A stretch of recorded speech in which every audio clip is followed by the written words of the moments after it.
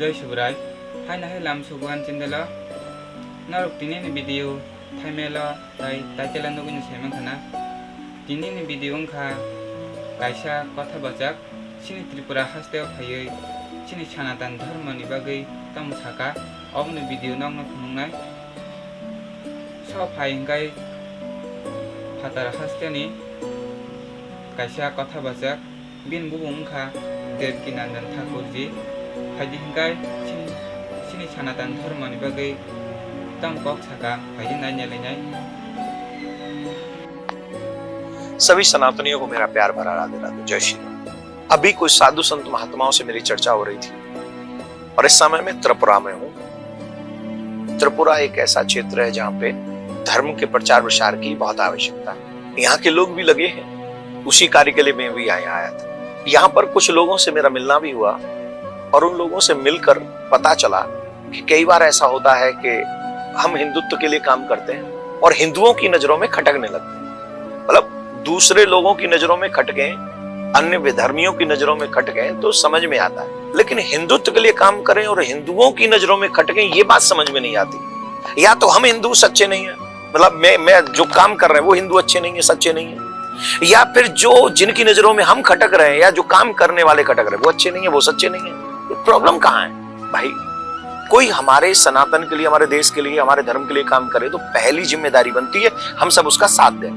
वो नहीं कर सकते हो आप तो पीछे से साथ दो, वो भी नहीं कर सकते हो आप तो कम से कम ऐसे लोगों का नुकसान तो मत करो, बातें करके, उनके अगेंस्ट केस डलवा के, उनके अगेंस्ट दो चार बातें और बुरी कुछ भी करा के। तो कम से कम आप सोचो कि जो व्यक्ति हिंदुत्व के लिए काम कर रहा है या देश के लिए काम कर रहा है, हो सकता है कि आपकी नजर में वो सिर्फ टीवी चैनलों पे आने के लिए या फेसबुक पे आने के लिए या सोशल मीडिया पे आने के लिए कुछ काम कर रहा हो, लेकिन सच बताएं वो जान हथेली पे लेके काम करता है।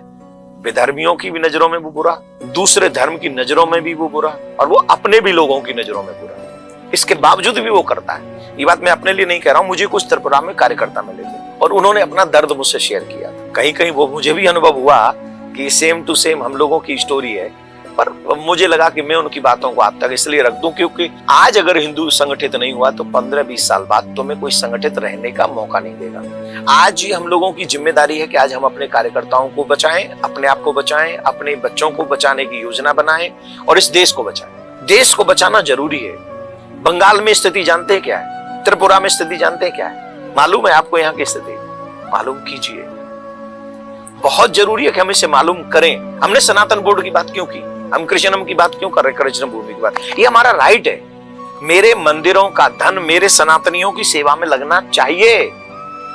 उसे गौशाला बननी चाहिए, उसे गुरुकुलम बनने चाहिए, उसे हॉस्पिटल्स बनने चाहिए। धर्म परिवर्तन करने वाले मजबूरी में लोग, उनकी हेल्प होनी चाहिए। क्यों नहीं बनना चाहिए सनातन बोर्ड?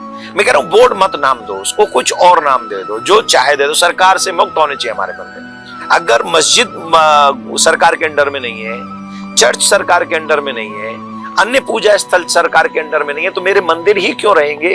अगर वक्फ बोर्ड के पास में ये अपॉर्चुनिटी है कि उसका कोर्ट होगा अपना पर्सनल, तो सनातनी जो कि 100 करोड़ से ज्यादा है इस देश में, हमारे पास अपॉर्चुनिटी क्यों नहीं कि जब कृष्ण भूमि की बात होगी, जब कृष्ण भूमि पे चर्चा करेंगे तो हमारा कोर्ट होगा, उसमें हमारे कोर्ट में सुनवाई होगी। अगर उनके पास संविधान तो सबके लिए बराबर का अधिकार देता है ना,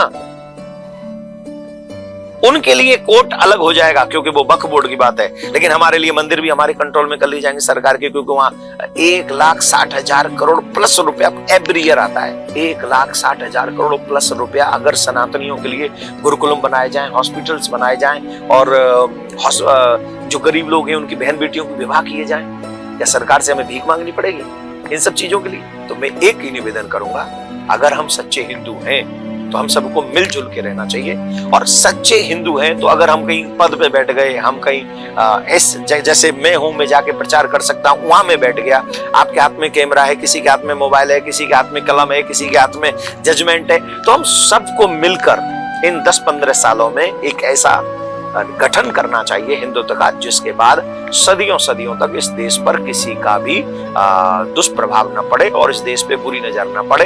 इस देश को संगठित आज कर सकते हैं 10-15 साल में, इसके अलावा फिर कोई चांस नहीं रहेगा और आने वाली पीढ़ी हमको गाली न दे। इसके लिए बहुत जरूरी है कि हम अगर इस लायक हैं काम करने लायक तो काम करें, और अगर काम करने लायक नहीं है तो सपोर्ट करें। अगर सपोर्ट करने लायक भी नहीं है तो दोनों होठों को सियावर रामचंद्र की जय। अगर मेरी बात अच्छी लगी हो तो अकेले में बैठ के सोचना, देश के लिए जरूरी है, धर्म के लिए जरूरी है, आने वाली पीढ़ी के लिए जरूरी है। मैं यहाँ किसी को टारगेट नहीं कर रहा हूं, मैं कसम से किसी को नहीं, ये मैं किसी को सुना नहीं रहा हूं। जो कार्यकर्ताओं का दर्द है, जो सनातनियों के लिए सच्चा काम कर रहे हैं, उनका जो दर्द है वो मैं आपको बता रहा हूं। बस राधे श्याम।